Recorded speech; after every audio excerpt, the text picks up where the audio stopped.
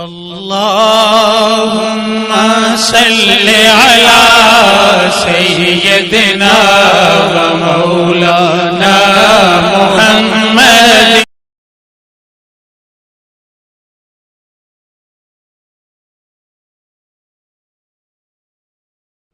نحمده ونصلي ونسلم على سيدنا ومولانا محمد رسوله النبي الأمين المكين الحنين الكريم الرؤوف الرحيم أما بعد أعوذ بالله من الشيطان الرجيم بسم الله الرحمن الرحيم فاخلع نعليك صدق الله مولانا العظيم وقال سيدنا رسول الله صلى الله عليه وسلم عن الحارث بن مالك الأنصاري رضي الله تعالى عنه أنه مر برسول الله صلى الله عليه وآله وسلم فقال له كيف أصبحت يا حارث؟ قال أصبحت مؤمنا حقا. فقال انظر ما تقول فإن لكل شيء حقيقة فما حقيقة إيمانك؟ قال عزفت نفسي عن الدنيا وأسهرت ليلي وأظمأت نهاري وكأني أنظر عرش ربي بارزا وكأني أنظر إلى أهل الجنة يتزاورون فيها وكأني أنظر إلى أهل النار يتضاغون فيها. قال يا حارث عرفت فالزم ثلاثة. وفي رواية أنس بن مالك رضي الله تعالى عنه فقال النبي صلى الله عليه وآله وسلم أصبت فالزم مؤمن نور الله قلبه. رواه الطبراني والبيهقي وابن ابی شیبہ كما قال رسول اللہ صلی اللہ علیہ وسلم. محترم علماء کرام، مشائخ اعظام، خواتین و حضرات اور جمیع حاضرین گرامی قدر، آج کے درس حدیث و تصوف کے لیے میں نے قرآن مجید کی ایک آیہ کریمہ سے 2 لفظ تلاوت کیے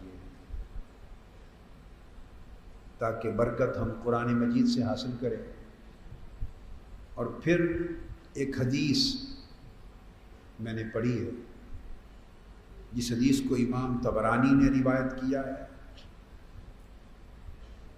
امام بہقی نے روایت کیا ہے، امام طبرانی نے المعجم الکبیر میں، امام بہقی نے شعب الایمان میں، اور امام ابن ابی شیبہ نے روایت کیا ہے المصنف میں، اور امام ہیثمی نے روایت کیا ہے مجمع الزوائد میں،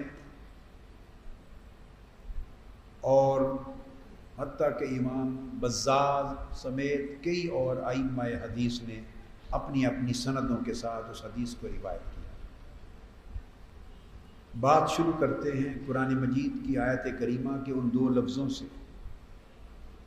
موسیٰ علیہ السلام جب مدین سے حضرت شعیب علیہ السلام کی خدمت میں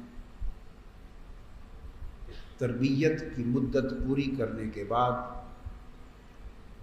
اپنی زوجہ محترمہ کو ساتھ لے کے واپس مصر کی طرف چلے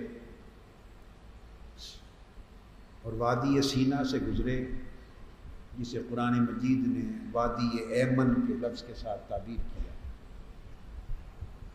گزرے تو آپ کو ایک آگ جلتی ہوئی نظر آئی درخت سے، اور آپ نے اپنی زوجہ محترمہ سے فرمایا انی آنست نارا۔ مترجمین اور مفسرین اس کا معنی جو بیان کرتے ہیں، معروف معنی وہ یہ کہ میں نے ایک آگ پائی ہے، ایک آگ دیکھی ہے، اگر میں ایک مختلف معنی کر کے ابھی آگے گزر رہا ہوں۔ مادہ آنستو کا آنسا کا بھی آناسا ہی ہے، اور اس کے مادہ میں بھی انس ہے، اور اس لفظ کے معنی میں یہ بھی داخل ہے کہ آپ نے فرمایا انی آنست نارا، کہ میں نے ایک آگ پائی ہے، آگ دیکھی ہے، اور اس دیکھنے میں دوسرا معنی یہ ہے کہ مجھے اس آگ سے محبت ہو گئی ہے، میں اس آگ سے انس محسوس کر رہا ہوں، میرا دل اس آگ کی طرف ایک انس محسوس کر رہا ہے۔ بس اتنی بات کہہ کے آگے جا رہا ہے۔ قریب چلے گئے، آگ دیکھ کر گئے تھے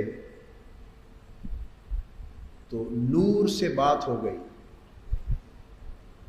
آگ کو دیکھ کر گئے تھے تو نور پا لیا، تو آواز آئی موسیٰ علیہ السلام کو، یا موسیٰ فاخلع نعلیک، اپنے جوڑے اتار دے، انک بالوادی المقدس طویٰ، آپ ایک مقدس وادی میں آ گئے ہیں، اپنے جوڑے اتار دیں۔ فاخلع، جوڑے اتار دینا، یہ اشارہ انخلاء کی طرف ہے۔ اب اس کا ذکر ہم درس کے دوران آگے چل کے کریں گے، بس میں نے صرف اس وقت اس آیت کریمہ کے ان دو لفظوں سے گفتگو کی ابتدا کرنی تھی۔ اپنے جوڑے اتار دے، اپنے پہناوے سے الگ ہو جا، یہ انخلاء کی طرف اشارہ ہے۔ شیخ الاسلام ابو اسماعیل عبداللہ انصاری رحمۃ اللہ تعالی علیہ، جو امام تصوف ہیں، اور تصوف کی تاریخ میں ان کا لقب ہے ائمہ تصوف کے نزدیک شیخ الاسلام۔ شیخ الاسلام عبداللہ ابو اسماعیل عبداللہ الانصاری الہروی، اور وہ اپنی کتاب منازل السائرین اس میں درج کرتے ہیں، اور وہ منازل السائرین آج درس تصوف میں اس منازل السائرین سے دے رہا ہوں، حدیث کے بعد دونوں مضامین کو ملاؤں گا۔ فرماتے ہیں کہ فاخلع نعلیک کا اشارہ انخلاء کی طرف ہے۔ اب یہ بات اپنے وقت پر آئے گی انشاءاللہ۔ حدیث پاک جو آپ کے لیے میں نے پڑھی، امام طبرانی نے روایت کی اور امام بہقی نے، کہ ایک انصاری صحابی ہیں اور جوان صحابی، حضرت حارث بن مالک رضی اللہ تعالی عنہ، اور بعض روایات میں ان کو حارثہ بھی لکھا گیا ہے۔ یہ حارث بن مالک انصاری ایک جوان ہے۔ حدیث پاک میں آتا ہے کہ صبح کا وقت ہے، حضور علیہ السلام کی بارگاہ میں آپ کے پاس سے گزرے ایک سفر میں، صبح جب قریب سے گزرے تو آقا علیہ السلام نے دیکھ کر فرمایا اے حارث یا اے حارثہ۔ اور یہ حدیث جو میں نے پوری آپ کے لیے پڑھی تخریج کے ساتھ، حوالے کے ساتھ، یہ حقیقت ایمان کے باب میں حضور داتا گنج بخش علی حجویری رضی اللہ تعالی عنہ نے بھی کشف المحجوب میں اس حدیث کا ذکر کیا ہے، بلکہ حقیقت ایمان کا باب اسی حدیث سے شروع کیا ہے، کشف المحجوب۔ آقا علیہ السلام نے فرمایا اے حارث یہ بتا کیف اصبحت، تو نے صبح کیسی کی؟ یہ آقا علیہ السلام نے سوال کیا۔ آپ نے فرمایا کہ حارثہ تو نے صبح کیسی کی؟ حضرت حارث بن مالک انصاری جواب دیتے ہیں، یا رسول اللہ اصبحت مؤمنا حقا، یا رسول اللہ صلی اللہ علیہ وآلہ وسلم میں نے حقیقت ایمان کے ساتھ صبح کی ہے، میں نے اس طرح صبح کی کہ میں نے ایمان کی حقیقت کو پا لیا۔ اب آپ سمجھ گئے؟ اب یہاں ایک بات سمجھ لیں کہ ایمان عقیدہ کا موضوع ہے اور حقیقت ایمان عقیدے کا موضوع نہیں، یہ تصوف کا موضوع ہے۔ عقیدہ ایمان کی تفصیل بیان کرتا ہے اور تصوف سارا کا سارا حقیقت ایمان کی تفصیل بیان کرتا ہے۔ عرض کیا یا رسول اللہ میں نے سچے مومن حق کے طور پر صبح کی۔ اب دوسرا لفظ استعمال کرتا ہوں، گویا آپ نے عرض کیا آقا میں نے مومن حقانی کے طور پہ صبح کی، اور مفہوم یہ تھا کہ میں نے حقیقت ایمان کے ساتھ صبح کی۔ اس پر آقا علیہ السلام نے فرمایا ان لکل شیء حقیقت فما حقیقت ایمان، فرمایا انظر ما تقول، اے حارثہ دیکھ تو بہت بڑی بات کہہ گیا ہے۔ یہ نہیں کہا کہ میں نے بطور مومن کے صبح کی، اگر یہ کہتے کہ بطور مومن کے صبح کی یا حالت ایمان میں صبح کی تو آقا علیہ السلام شاید یہ نہ فرماتے انظر ماذا تقول، دیکھ کیا کہہ رہا ہے۔ نہیں، انہوں نے عرض کیا آقا میں نے حقیقت ایمان کے ساتھ صبح کی۔ آقا نے فرمایا فانظر ما تقول، ذرا دیکھ غور کر تو نے کیا کہا ہے۔ اور آقا علیہ السلام نے فرمایا ہر شے کی ایک حقیقت ہوتی ہے، بتا تیرے ایمان کی حقیقت کیا ہے۔ آقا علیہ السلام نے یہ پوچھا، اس سے یہ معلوم ہوا اور حدیث پاک اور فرمان نبوی صلی اللہ علیہ وآلہ وسلم سے یہ بات طے ہو گئی کہ ایمان جیسی شے اس کا بھی وجود اور ثبوت ایک الگ امر ہے اور اس کی حقیقت ایک الگ امر ہے، فرق کر دیا۔ آقا علیہ السلام نے فرمایا ہر شے کی ایک حقیقت ہوتی ہے، تو بتا تیرے ایمان کی حقیقت کیا ہے۔ تو اس سے یہ معلوم ہوا کہ ایمان بھی اپنی ایک حقیقت رکھتا ہے، اس سے حقیقت کا ثبوت ملا، تو شریعت کی بھی ایک حقیقت ہوئی۔ جب ایمان کی حقیقت ہے تو شریعت کی بھی ایک حقیقت ہوئی، اور آخر پہ جب بیان ہو چکا تو فرمایا عرفتا، تو عارف ہو گیا، تجھے معرفت مل گئی، تو پتہ چلا کہ شریعت کی بھی ایک حقیقت ہے اور اس حقیقت کی بھی ایک معرفت ہے۔ تو شریعت کی حقیقت کو جاننا وہ طریقت ہے، شریعت کی حقیقت کو جاننا، اس راہ پر چلنا، اس حقیقت کو پانے کی کوشش کرنا، یہ جو راستہ ہے وہ طریقت ہے، اور اس راستے سے حقیقت ملی اور پھر حقیقت مل جائے تو آقا علیہ السلام نے فرمایا عرفتا، اب تجھے معرفت مل گئی۔ تو فرمایا کہ بتا تیرے ایمان کی حقیقت کیا ہے۔ اس پر حضرت حارث بن انصاری جواب دیتے، وہ جواب سارا تصوف ہے، اور یہ تصوف کا بیان حدیث نبوی سے ہے، سو یہ درس حدیث ہے اور بیان تصوف ہے۔ ہماری بدقسمتی یہ ہے کہ جس طرح ہر شے میں زوال آیا ہے، علم میں زوال آیا، عمل میں زوال آیا، عقیدے میں زوال آیا، سو اس طرح تصورات میں بھی زوال آیا، تصورات میں بھی زوال آیا۔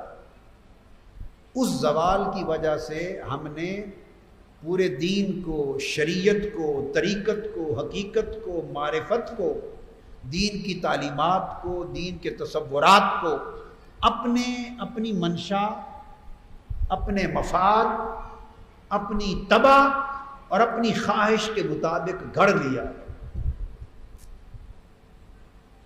اپنی طبع اور اپنی خواہش کے مطابق گھڑ لیا۔ سو تصوف آج بالعموم الا ماشاء اللہ، بالعموم رسم میں تصوف کو جو بنا دیا گیا ہے اور عامت الناس کو جو دکھا دیا گیا ہے اور دکھایا جا رہا ہے، جو بتایا جا رہا ہے، اور لوگ جو کچھ تصوف کے نام پہ اس کا حلیہ سمجھتے ہیں، وہ تصوف نہیں ہے، وہ تصوف پہ ظلم ہے، وہ تصوف کو ذبح کیا جا رہا ہے۔ ہم نے تصوف کی حالت بگاڑ دی ہے جیسے پورے دین کی بگاڑ دی۔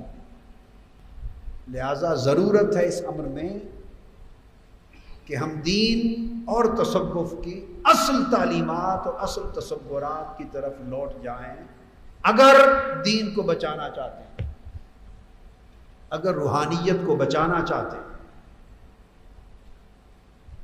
ہمیں کوئی پیمانے اور معیار مقرر کرنے ہیں، اور پیمانہ اور معیار اللہ کے فرمان اور اللہ کے رسول کے فرمان سے بہتر کوئی اور پیمانہ اور معیار نہیں ہو سکتا۔ اور تصوف پر معیار کی تعلیم تو حضور داتا گنج بخش علی حجویری نے دی۔ تصوف کیا ہے، اس پر اتھارٹی تو حضور سیدنا غوث الاعظم شیخ عبد القادر جیلانی ہے۔ تصوف کیا ہے، اس پر اتھارٹی تو شیخ ابو طالب مکی صاحب قوت القلوب ہیں، امام ابو القاسم قشیری ہیں، اس پر حضور خواجہ اجمیر ہیں، اس پر شاہ نقشبند ہیں، اس پر شیخ شہاب الدین سہروردی ہیں، اس پر حضرت جنید بغدادی ہیں، اس پر حضرت امام حارثی ہیں، اس پر حضرت ابراہیم ادھم ہیں، حضرت سری سقطی ہے، اس پر حضرت معروف کرخی ہیں، اس پر حضرت نظام الدین اولیاء ہیں۔ اتھارٹی یہ ہے، جو وہ بتائیں تصوف یہ ہے، وہ تصوف ہے۔ حضرت مجدد الف ثانی ہیں، جو کہیں وہ کہیں کہ یہ تصوف ہے، وہ تو تصوف ہے۔ اور جو تصوف ان سے متضاد ہو، ان سے ٹکرائے، ان سے میل ہی نہ کھائے، اور ان کا تصوف انگشت بدندہ رہ جائے، اپنی انگلی دانتوں میں چبا لے اور کہے یہ کون سا تصوف ہے، وہ تصوف نہیں، وہ تصوف کی بدنامی۔ تو آج حدیث رسول سے بیان تصوف جانے تو حضرت حارث رضی اللہ تعالیٰ عنہ آقا علیہ السلام کے سوال کے جواب میں عرض کیا کہ میرے ایمان کی حقیقت یا رسول اللہ یہ ہے۔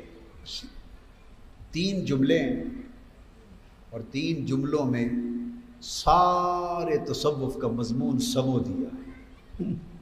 سبحان اللہ۔ عرض کیا یا رسول اللہ ایمان کی حقیقت یہ ہے، عزفت نفسی عن الدنیا، عزفت نفسی عن الدنیا، میں نے اپنی جان کو دنیا سے الگ کر لیا۔ یہ تصوف کی پہلی بات، شرط اول، اپنی جان کو، اپنے قلب کو، اپنے باطن کو، اپنے من کو میں نے دنیا سے جدا کر دیا، دنیا سے الگ کر دیا۔ اور یہ معنی بھی گویا کہ میں نے دنیا اپنے قلب و باطن سے نکال لی، دنیا کو اپنے اندر سے نکال دیا ہے۔ اب میں ایک جملہ سمجھا رہا ہوں، وہ یہ نہیں کہا کہ میں دنیا سے نکل گیا ہوں، یہ نہیں کہا کہ میں دنیا سے نکل گیا ہوں، نہیں. تو آپ تو دنیا سے اس دن نکلیں گے نا جس دن موت ہوگی. ہم تو دنیا میں ہیں تو فرائض ادا ہو رہے اور دین کے واجبات ادا ہو رہے. تو دنیا میں ہیں تو فرائض و واجبات ادا ہو رہے ہیں. یہ نہیں کہا کہ میں دنیا سے نکل گیا، نہ، فرمایا دنیا کو میں نے خود سے نکال دیا. میں دنیا سے نہیں نکلا، دنیا کو اپنے اندر سے نکال دیا ہے. میں دنیا میں ہوں مگر اب دنیا مجھ میں نہیں ہے. میں دنیا میں رہ رہا ہوں مگر اب دنیا مجھ میں نہیں رہ رہی. میں خود دنیا سے نہیں نکلا پر دنیا کو خود سے نکال دیا ہے. یہ معنی ہے کہ میں نے اپنی جان کو دنیا سے الگ کر دیا ہے. میں نے اپنی جان کو دنیا سے تنہا کر دیا ہے. میں نے اپنی جان کو دنیا سے کاٹ دیا ہے. دنیا سے کاٹ دیا ہے، جدا کر دیا. تو تصوف کی ابتدا یہ کہ اگر بندہ خود دنیا سے نکل جائے تو یہ تصوف نہیں، رہبانیت ہے. خود دنیا سے نکل جائے تو یہ تصوف نہیں، رہبانیت ہے. رہبانیت کی اجازت اسلام میں نہیں ہے. تو اسلام میں کیا ہے؟ رہبانیت میں یہ تھا کہ بندہ دنیا سے نکل جائے، اور اسلام میں یہ ہے کہ نہیں، دنیا کو بندہ اپنے اندر سے نکال دے. قرآن مجید میں ارشاد فرمایا وَاذْكُرِ اسْمَ رَبِّكَ وَتَبَتَّلْ إِلَيْهِ تَبْتِيلًا. اپنے رب کا نام جپا کر، اپنے رب کی یاد کر، اس کے نام کو یاد کر، اور اتنا یاد کر، اتنا یاد کر کہ تبتل الیہ، کہ اس کی طرف تیرا تبتل ہو جائے، اس کی طرف تیرا تبتل ہو جائے. تبتیلا، اور تبتل تبتیل میں بدل جائے. اب تبتل اور تبتیل مادہ ایک ہے، وہ باب تفعول سے ہے، یہ باب تفعیل سے ہے. اور دونوں میں فرق کیا ہے؟ فرق یہ ہے، اب میں تصوف کی زبان میں فرق سمجھا رہا ہوں. تصوف کی زبان میں فرق یہ ہے کہ بندہ اگر تبتل دنیا سے کٹ جائے تو تبتل ہے، یعنی اپنا قلب و باطن، بندے کا قلب اور باطن اور بندے کا من اگر دنیا سے جدا ہو جائے تو تبتل ہے، قلب اور باطن. اور اگر خود سے جدا ہو جائے تو تبتیل ہے. اور تبتل نام ہے انقطاع کا، اور تبتیل نام ہے انخلاء کا.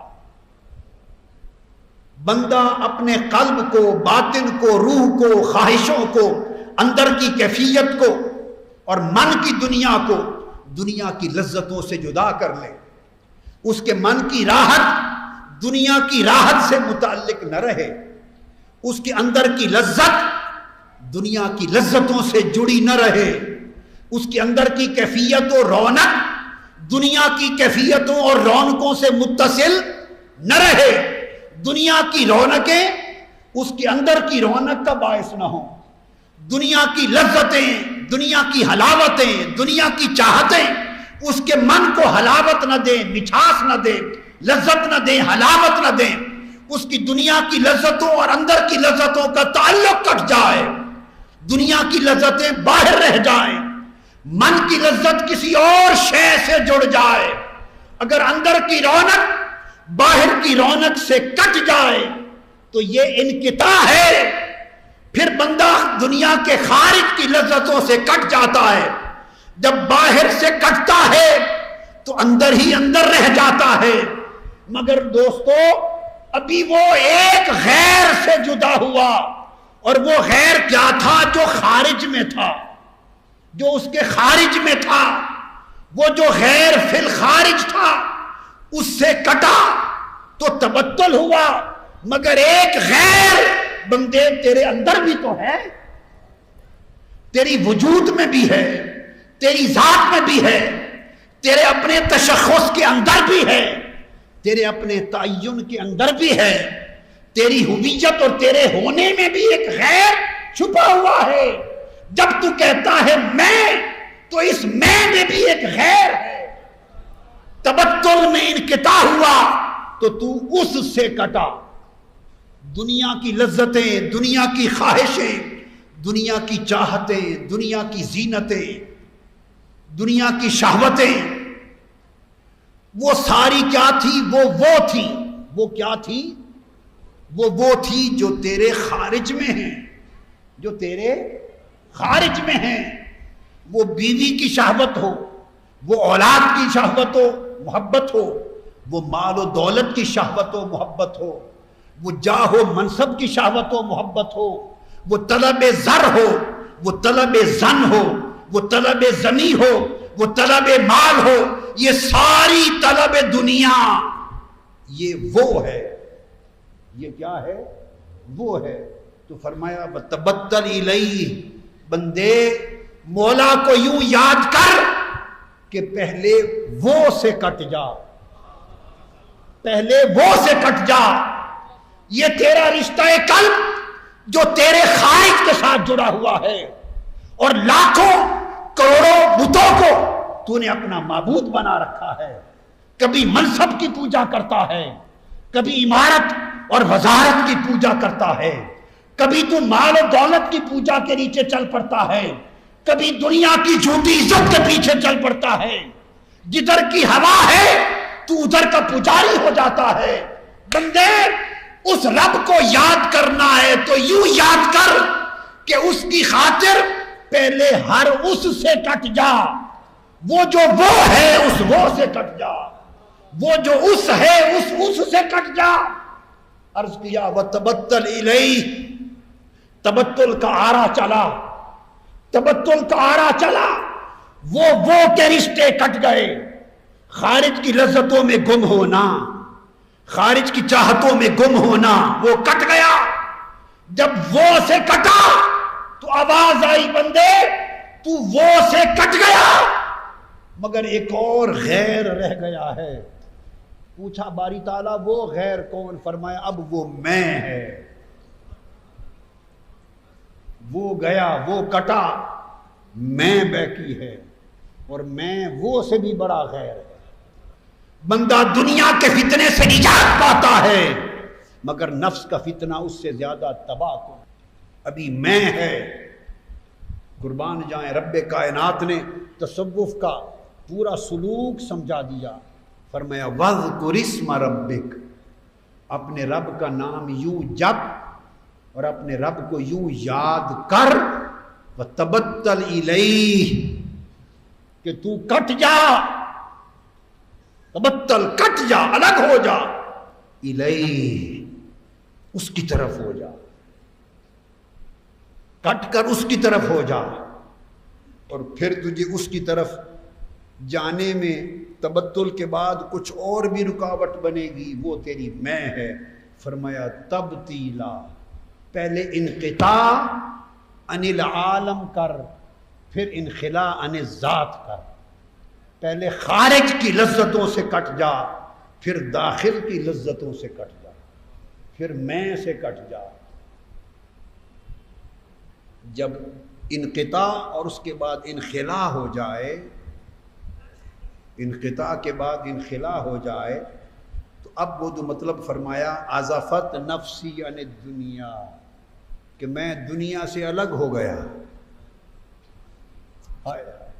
اب یا رسول اللہ، میں نے صبح اس حال میں کی ہے کہ نہ خارج سے میری محبت رہی ہے، نہ داخل سے محبت رہی، میں کاملاً دنیا و ما فیہا، اس سے الگ ہو گیا ہوں۔ یہ تصوف ہے۔ اور اگر آپ طریقت بھی مال کے لیے کریں تو اس سے بڑا دھوکہ تصوف کے نام پر نہیں ہوگا۔ میں امریکہ میں ایک لیکچر سے فارغ ہوا تو سوال و جواب کا سیشن تھا۔ سوال و جواب کے سیشن میں کسی نے مجھ سے سوال کیا، کہ یہ گرمیوں کے دن ہیں، موسم ہے، تو بہت سارے پیر صاحبان سمر کے سیزن میں کثرت کے ساتھ دھڑا دھڑ نیو یارک آ گئے ہیں، وارد ہوئے ہیں۔ ان کے ساتھ خلیفے ہیں، مرید ہیں، خلفاء ہیں، پکڑ پکڑ کے لے جاتے ہیں مریدوں کو پیر صاحبان کے پاس، پکڑ پکڑ کے لاتے ہیں اور بیعت کرواتے ہیں۔ ایک مہم چلی ہوئی ہے، بہت سے پیروں کی مہم چلی ہوئی ہے۔ تو کسی نے سوال کیا کہ آپ بتائیں کہ پیر کامل کی پہچان کیا ہے؟ بس ایک سوال کیا، وہ جواب جو میں نے دیا وہ آپ بھی سن لیں۔ میں نے کہا پہچان میں کہنے کی تو بہت سی باتیں، مگر ایک سادہ سی پہچان آپ کو بتا دیتا ہوں جو آسان بھی ہے اور کبھی بھولے گی بھی نہیں۔ پیر کامل کی پہچان یہ ہے جسے مریدوں کی تلاش نہ ہو وہ پیر کامل، اور جو خود مریدوں کی تلاش میں مارا پھرتا ہے وہ تو خود مرید بھی نہیں ہے، وہ تو خود مرید ہے، تو اس کا پیر تو اس کا مرید ہے۔ جو پیروں کی تلاش میں مارا پھرتا ہے اور پکڑ پکڑ کے محنت کر کے ایک مارکیٹنگ کر کے کمپین چلا کے مرید بناتا ہے، اور مارکیٹنگ مینیجرز رکھے ہیں، کمپین چلاتا اور انہیں مرید کرتا ہے، تو اس کا مطلب ہے اس کا پیر و مرشد تو وہ مرید ہے۔ یہ تو خود جو تلاش میں ہو وہ مرید ہوتا ہے، متلاشی مرید ہوتا ہے، اور جو پیر ہوتا ہے وہ خود تلاش ہوتی ہے۔ علامہ اقبال نے کہا کہ کافر کی یہ پہچان کہ آفاق میں گم ہے، اور مومن کی یہ پہچان کہ گم اس میں ہے آفاق، گم اس میں ہے آفاق۔ جس کی تلاش میں دنیا ہو وہ کامل ہے، اور جو دنیا والوں کی تلاش میں ہو وہ مرید ناقص ہے۔ تو ارشاد فرمایا آقا علیہ السلام نے جو سوال کے جواب میں حضرت حارثہ نے عزفت نفسی عن الدنیا، میں نے اپنی جان کو دنیا سے جدا کر دیا۔ جب جان کو دنیا سے جدا کر دیا ہے تو میں نے آپ کو عرض کیا یہ جو جان دنیا سے جدا ہوتی ہے اس کی ابتدا آگ سے ہوتی ہے۔ اس آگ کا ذکر ہے، کیونکہ دونوں چیزیں ملا کے میں آپ کو بیان کروں گا نا، تصوف اور ساتھ حدیث پاک۔ ابتدا آگ سے ہوتی ہے۔ جب موسیٰ علیہ السلام نے فرمایا انی آنست نارا، میں نے ایک آگ دیکھی تو آگ پائی ہے۔ اب آگ کا اشارہ اس امر کی طرف، آگ کا کام کیا ہے؟ اس سفر کی ابتدا دوستو ایک آگ سے ہوتی ہے۔ یہ جو سفر الی اللہ ہے، سیر الی اللہ، اللہ کی طرف سفر، اس کا نام تصوف ہے۔ اللہ کی طرف بولیے سفر، اس کا نام تصوف ہے۔ اور مرید کی تعریف آج آپ کو حضور سیدنا غوث العظم رضی اللہ تعالیٰ عنہ کی زبان مبارک سے بتا دوں کہ حضور سیدنا غوث العظم رضی اللہ تعالیٰ عنہ نے مرید کی تعریف کیا کی؟ غنیت الطالبین، مرید کی تعریف۔ آپ نے فرمایا کہ مرید کون ہے؟ مرید کی تعریف میں آپ نے آیت کریمہ لکھ دی ہے، اس کو مرید کہتے ہیں۔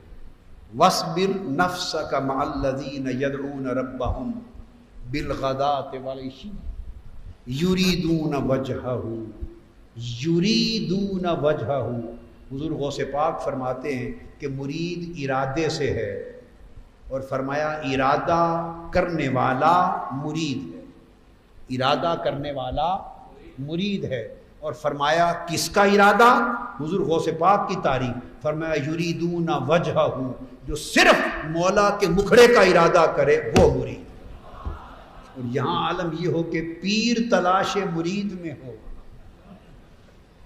تو پیر اعلیٰ ہوا یا مرید؟ کون تکڑا ہوا، اونچا ہوا؟ تو مرید وہ ہے جو تلاش مولا میں ہے، اور پیر وہ ہے جو تلاش مرید میں ہے۔ تو معلوم ہے یہ پیر نہیں ہے۔ بڑے جہاد کے ذریعے تصوف کو زندہ کرنا ہوگا اور اصل تصوف کو بحال کرنا ہوگا۔ حضور داتا گنج بخش علی حجویری رضی اللہ تعالی عنہ کشف المحجوب میں بیان فرماتے ہیں، خرقہ پوشوں کے بیان میں، اہل خرقہ کے بیان میں، اہل خرقہ کے بیان میں، گدڑی پوش فقراء اور صوفیاء جن کا لباس خرقہ ہے، فرماتے ہیں کہ خرقہ والوں کا حال کیا ہے۔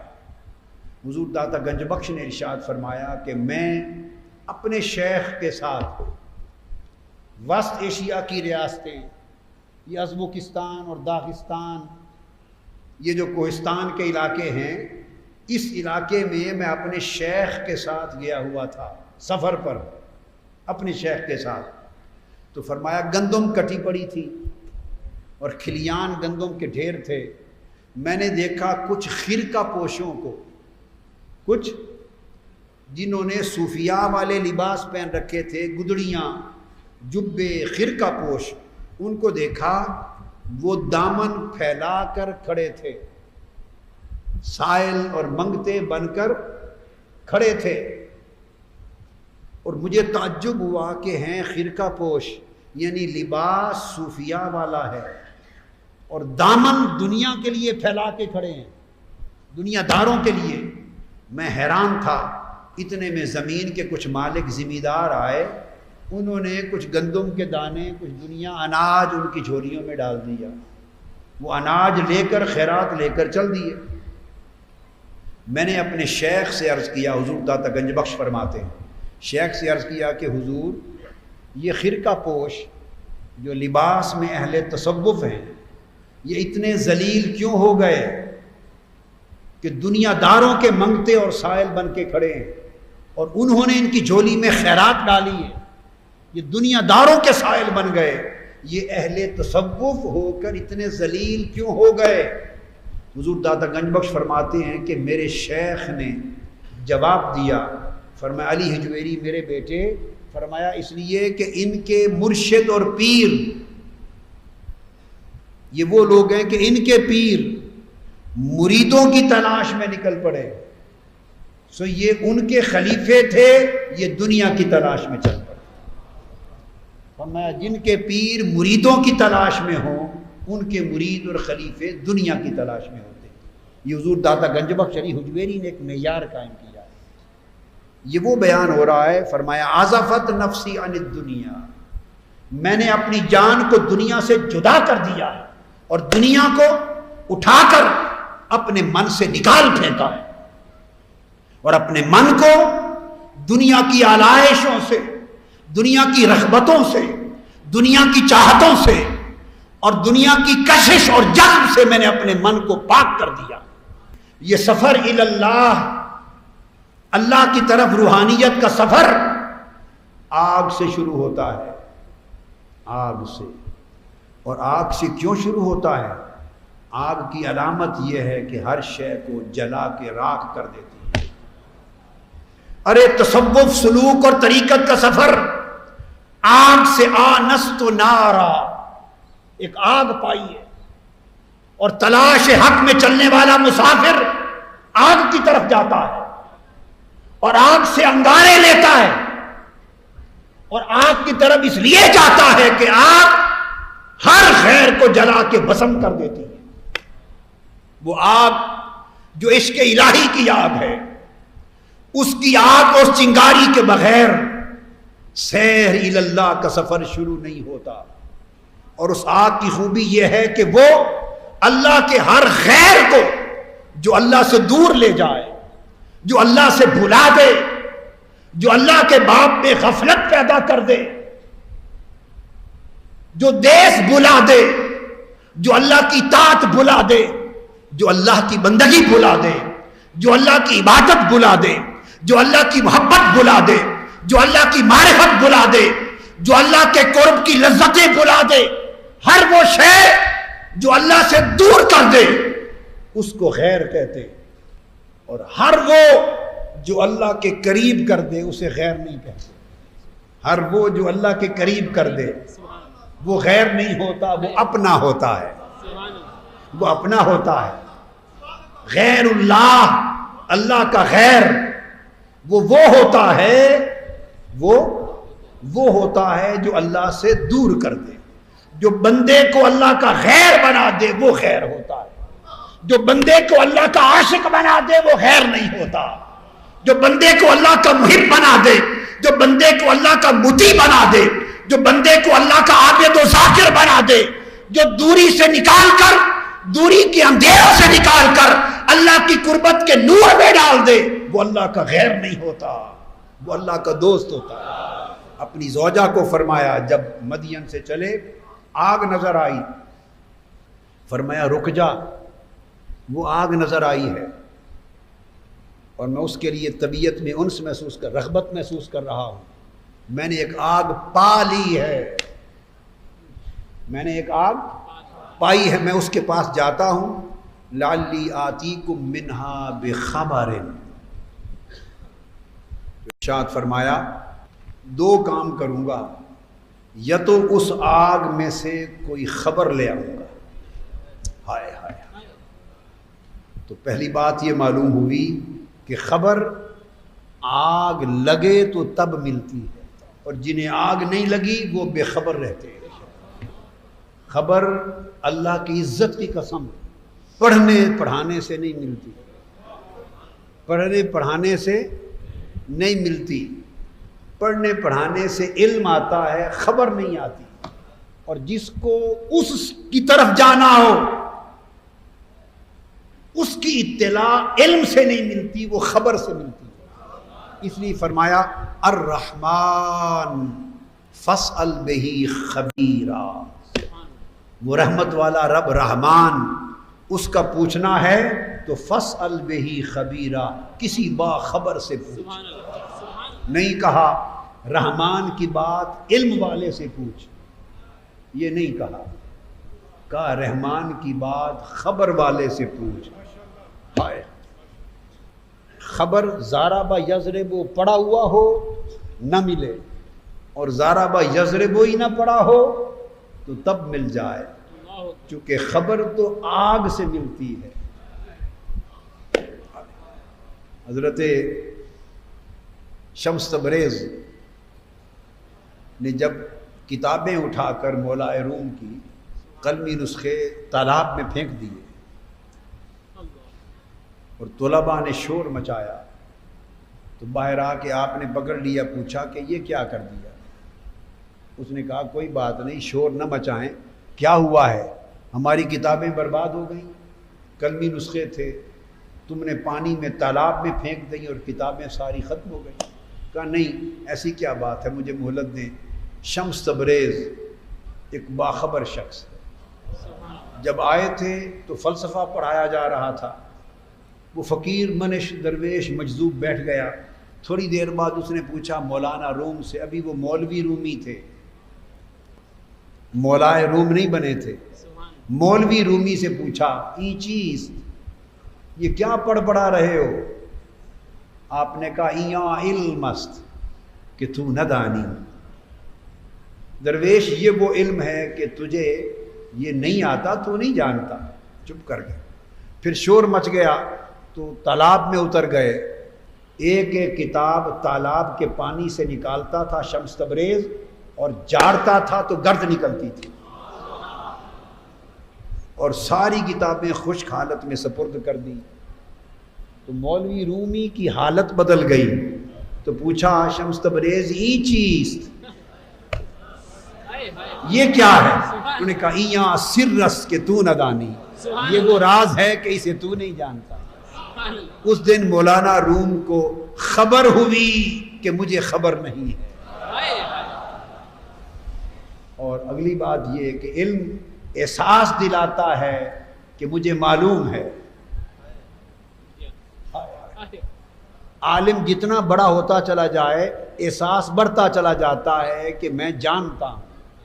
علم اور خبر کا فرق یہ ہے کہ عالم ہو تو سمجھتا ہے میں جانتا ہوں، اور جسے خبر مل جائے جتنا باخبر ہو اس کی خبر اسے کہتی ہے کہ مجھے کچھ معلوم نہیں۔ تو ابتدا آگ سے ہوتی ہے، اور آگ سے اس لیے کہ آگ جلا کر بھسم کرتی ہے، تو جو کچھ غیر کی علائق ہوتے ہیں پہلے انہیں جلا کر راکھ کیا جاتا ہے، صفائی کی جاتی ہے، اور پھر اس چنگاری کے ساتھ آگے سفر طے کرایا جاتا ہے۔ تو موسیٰ علیہ السلام اپنی زوجہ سے فرماتے ہیں آزفت نفسی علی الدنیا، سمجھا رہا ہوں کہ جان دنیا سے جدا کیسے ہوتی ہے جب تک دنیا کے علائق عشق کی آگ سے جلے نہیں، راکھ نہ ہو جائیں، اس وقت تک جان دنیا سے جدا نہیں ہوتی۔ جان کیسے جدا ہو دنیا سے؟ دنیا کھبی ہوئی ہے۔ تو فرمایا کہ میں جا کر لے آتا ہوں منہا بخبرن، اپنی زوجہ سے، کہ اس آگ سے میں اس یار کی خبر لاتا ہوں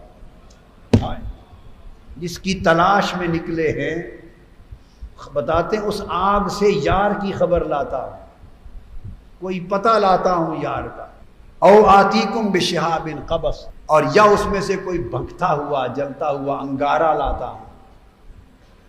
تو گویا دو باتیں فرمائیں، یہ خبر لاتا ہوں اور ساتھ تمہارے لیے کوئی انگارہ بھی لاؤں گا، اس لیے لعلکم تستلون، تاکہ تم بھی تھوڑا سا اس انگارے کے ذریعے تپ لینا۔ پھر وہ گئے تو انس پیدا ہوتا ہے اور چنگاری اور آگ سے سب غیر بھسم ہوتے ہیں، تو تب اسے وادی قربت میں بلایا جاتا ہے، تب وادی قربت میں بلایا جاتا ہے، بقعہ ایمن میں مبارکہ میں بلایا جاتا ہے، ورنہ جب تک سب غیر کے علائق جل کے راکھ نہ ہو جائیں تب تک قربت کی وادی میں داخلہ نہیں ملتا، دوری رہتی ہے۔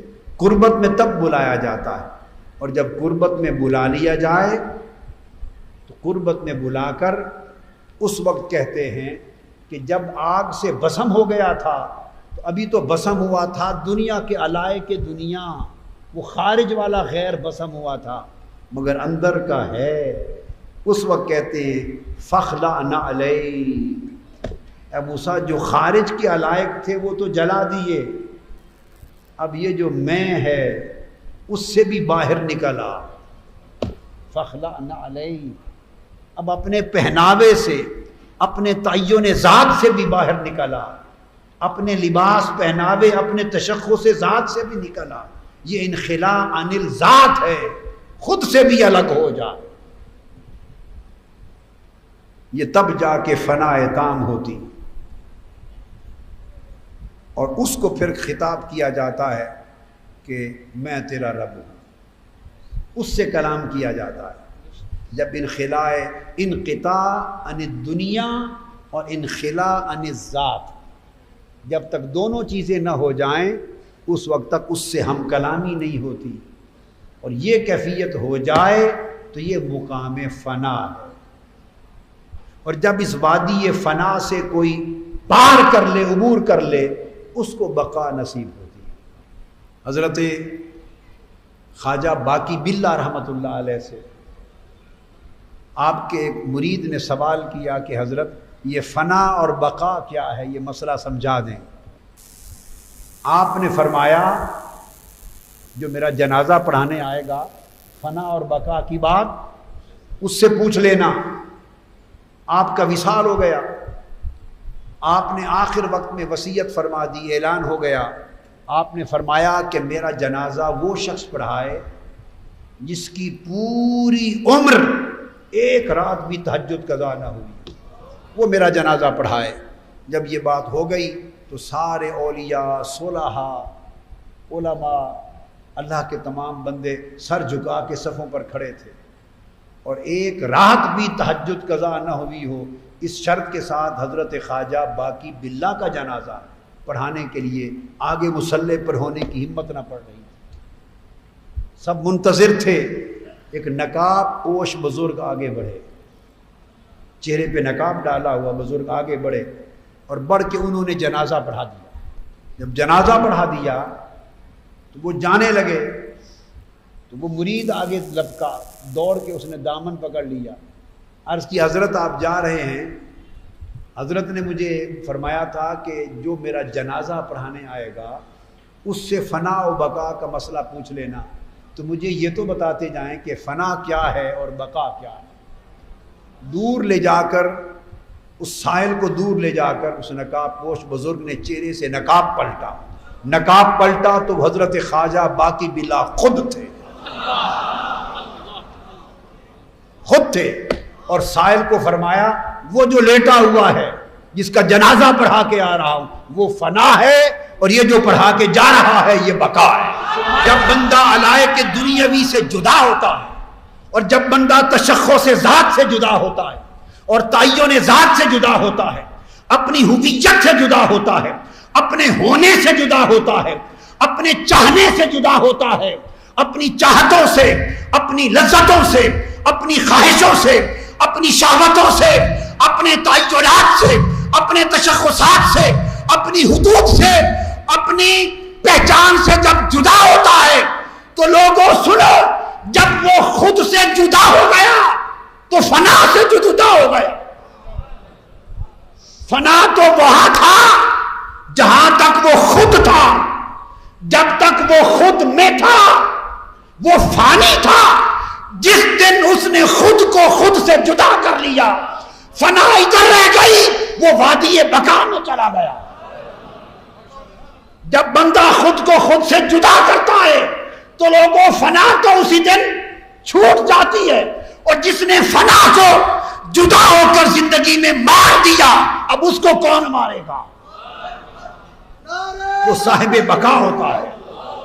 عزفت نفسی عن الدنیا، جب تک دنیا میں کھبے تھے تب تک فنا تھی، تب تک ذلت تھی، تب تک ہلاکت تھی، تب تک بربادی ہے۔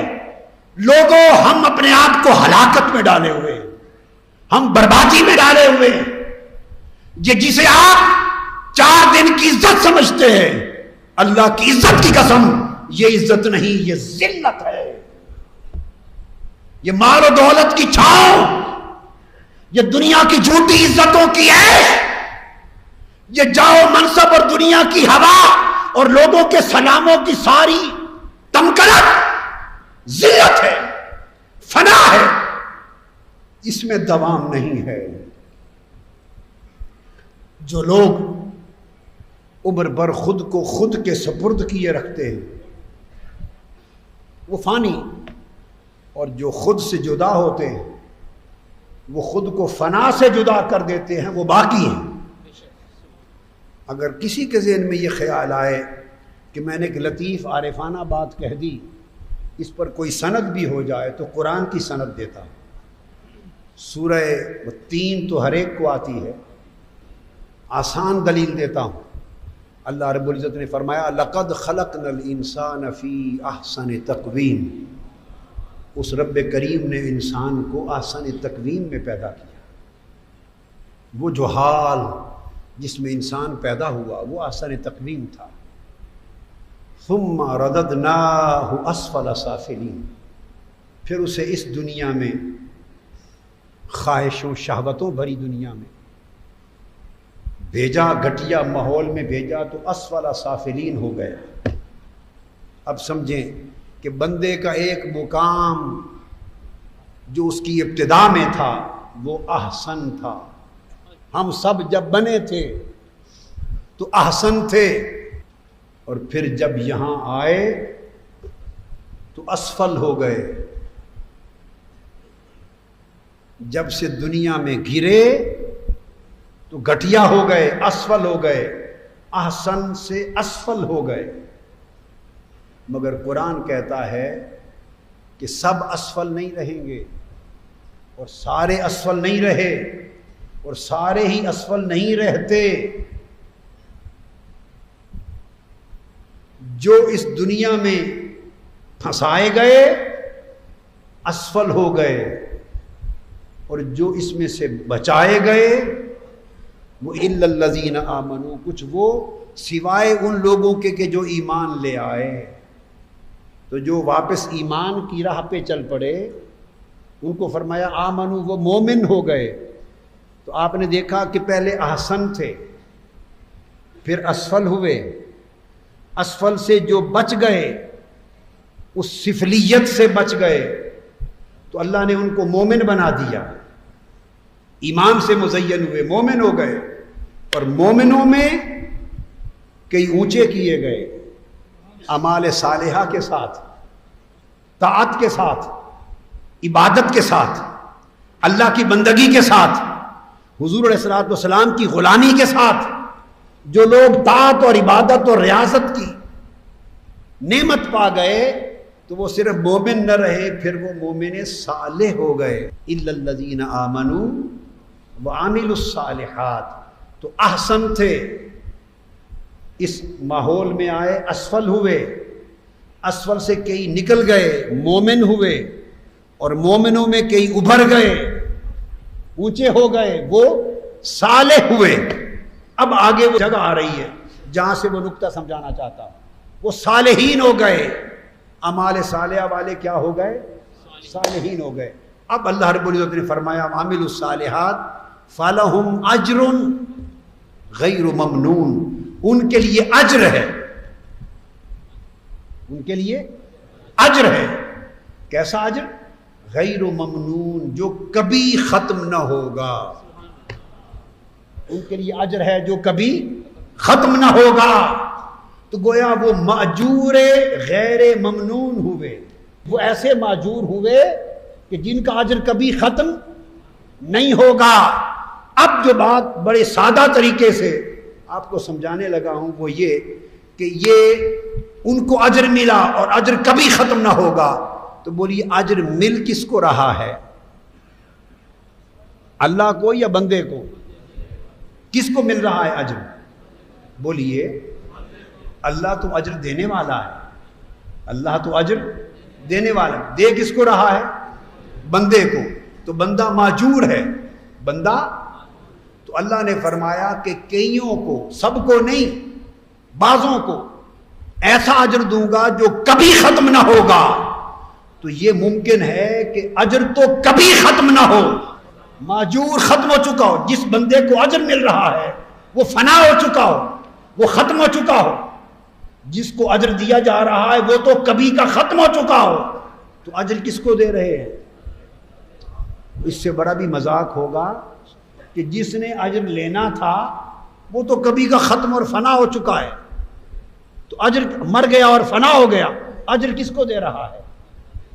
تو اگر اجر زندہ ہے تو اس لیے زندہ ہے کہ ماجور زندہ ہے۔ اگر اجر کبھی ختم ہونے والا نہیں تو وہ غیر ممنون اس لیے ہے کہ اس کا ماجور پہلے سے غیر ممنون ہے۔ رب کائنات ان مومنین صالحین میں سے جن کو کبھی ختم نہ ہونے والا بنا دیتا ہے، انہی کا اجر غیر ممنون ہوتا ہے، اور جو لوگ خود ختم ہو جانے والے ہوتے ہیں ان کا اجر بھی ختم ہو جاتا ہے۔ اور پھر ایک یہ بھی ذہن میں رکھ لیں کہ یاد رکھ لیں کہ حیات اور موت میں فرق ہے، حیات اور موت میں خود فرق ہے۔ حیات کی خوبی یہ ہے کہ جب مرنے کے بعد ملے گی تو کبھی ختم نہ ہوگی، اور موت کی خوبی یہ ہے کہ ایک دن موت کو موت آ جائے گی، حیات کو موت نہیں ہوگی۔ ارے جس نے خود مر جانا ہے وہ ہمیشہ زندہ رہنے والوں کو مارنے کی ہمت رکھتی ہے۔ حدیث پاک میں ہے کہ جب قیامت کے معاملات ختم ہو جائیں گے، جنتی جنت میں، دوزخی دوزخ میں چلے جائیں گے، تو حکم ہوگا دونوں طرف کے جنتیوں تم بھی ذرا باہر آ جاؤ۔ آج ایک منظر ہونے والا ہے، دوزخیوں تم بھی ذرا دیواروں کے اوپر سے آ کے دیکھو، ہر کوئی اپنی اپنی دیواروں پر چڑھ جائے گا، جنتی بھی اوپر، دوزخی بھی اوپر۔ فرشتوں کو حکم ہوگا موت کو جانور کی شکل میں بنا کے لے آؤ۔ موت جانور کی شکل میں لائی جائے گی، دوزخیوں اور جنتیوں دونوں کو دکھا کر فرشتے کے ہاتھوں اللہ موت کو ذبح کر کے ختم کر دے گا، فرمائے گا آج موت کی موت ہو گئی، تم بھی زندہ رہو گے، ہمیشہ تم بھی زندہ رہو گے۔ تو موت تو ختم ہو جانے والی شے ہے، تو ختم ہو جانے والی شے نہ ختم ہونے والے کو کیسے مار سکتی؟ اس لیے اللہ پاک نے قرآن مجید میں فرمایا وَكَيْفَ تَكْفُرُونَ، تم کفر کیسے کر سکتے ہو؟ کنتم، فرمایا کنتم امواتا، کیا؟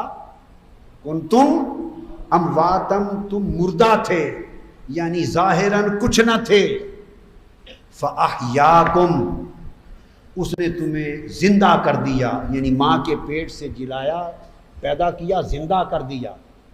زندہ کرنے کے بعد ثُمَّ يُمِيتُكُمْ وہ پھر تمہیں موت دے گا۔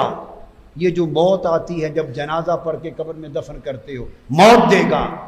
ثُمَّ يُحْيِيكُمْ اس موت کے بعد پھر تمہیں زندہ کرے گا۔ اس آیت کریمہ میں 2 بار زندگی کا ذکر ہے اور 2 بار موت کا ذکر ہے۔ کنتم امواتم پہلے موت تھی، احیاکم اس نے تمہیں زندگی دی، تو پہلی زندگی نے پہلی موت کو منسوخ کر دیا۔ پہلی زندگی جب ملی تو اس سے پہلی موت منسوخ ہو گئی، تو گویا حیات موت اولا کی ناسخ ہو گئی۔ پھر فرمایا ثم یمیتکم وہ پھر تمہیں موت دے گا، ثم یحییکم اس موت کے بعد پھر زندگی دے گا۔ تو دوسری بات موت آئی، اور اس موت کے بعد پھر دوسری زندگی آئی، تو دوسری زندگی نے پھر دوسری موت کو منسوخ کر دیا۔ تو پہلی زندگی نے پہلی موت کو منسوخ کیا، اور دوسری زندگی نے دوسری موت کو منسوخ کیا۔ موت ہو گئی منسوخ اور حیات ناسخ بن کے رہ گئی۔ اب اگر یحییکم کے بعد پھر لفظ آتا یمیتکم کہ پھر تمہیں موت دے گا، تو پھر موت کو بقا ہوتی، پھر موت کو بقا ہوتی۔ مگر قرآن نے موت کو 2 بار ذبح کر کے دوسری حیات کے بعد کسی موت کا ذکر نہیں کیا۔ فرمایا ثم یمیتکم ثم یحییکم پھر تمہیں حیات دے گا، ثم الیہ ترجعون پھر تم ہمیشہ زندہ رہو گے اور قیامت میں کھڑے کیے جاؤ گے، اور جب قیامت ختم ہوگی تو اس کے بعد موت کو ذبح کر کے ختم کر دیا جائے گا۔ تو لوگوں اس مرنے کے بعد جو زندگی ہے، اس زندگی بعد تو موت ہے ہی نہیں۔ کتنی نادانی! یہ زندگی جس زندگی کے بعد ہر ایک کے لیے موت ہے، جس زندگی کے بعد ہم سب کے لیے موت ہے، ارے جو زندگی موت سے منسوخ ہونے والی ہے، اس زندگی والوں کو تو ہم زندہ کہیں، جسے موت ختم کر دینے والی ہے۔ 50 60 70 100 برس کے بعد جو موت کے ہاتھوں ختم ہونے والی ہے، اس زندگی والوں کو تو ہم زندہ کہیں، اور وہ زندگی جو اس موت کے بعد ملنے والی ہے، جس زندگی کے بعد کبھی موت نہیں، اس زندگی والوں کو مردہ کہیں۔ ہائے ہائے ہائے کتنی نادانی کی بات ہے! جس زندگی کے بعد موت ہے ہی نہیں، اس کو کہیں مردہ۔ چلتی کو سب گاڑی کہیں، اور دودھ جمے تو کھویا، ریت یہ الٹی دیکھ کر بھگت کبیرہ رویا۔ یعنی ختم ہونے والی زندگی کو زندہ کہتے ہیں، اور کبھی ختم نہ ہونے والی زندگی کو موت کہتے ہیں۔ وہ بیان کیا جا رہا ہے کہ یہ تو ایک موت ہے کہ جس کے بعد ہر ایک کو زندگی ملنے والی ہے، اور ایک موت وہ ہے جو خود کو فنا سے دنیا سے جدا کر لیتے ہیں، تو وہ فنا سے جدا ہو کر زندگی میں باقی ہو جاتے ہیں۔ وہ انخلاء عن الذات ہے، وہ ذات سے جدا ہو جاتے ہیں۔ اس کے لیے ارشاد فرمایا کہ میں نے اپنی جان کو دنیا سے جدا کر لیا ہے۔ جب دان آقا یا رسول اللہ میرے ایمان کی حقیقت یہ ہے کہ میں نے دنیا کو اپنے اندر سے نکال کر اپنی جان کو دنیا سے جدا کر لیا ہے، تو فرمایا حارث پھر کیا کرتے ہو؟ اس کے بعد تمہارا حال کیا ہے؟ عرض کیا یا رسول اللہ جب سے اپنی جان کو دنیا سے جدا کیا ہے تب سے حالت یہ ہے کہ وہ اسحرت لیلی، عرض کہ یا رسول اللہ تب سے رات کو بیدار رہتا ہوں، جب سے من کو اپنے اندر کو من کو دنیا سے جدا کیا ہے تب سے نیند بھی مجھ سے جدا ہو گئی ہے۔ اسحرت لذالک لیلی اس کی خاطر تب سے راتوں کو بیدار رہتا ہوں۔ اور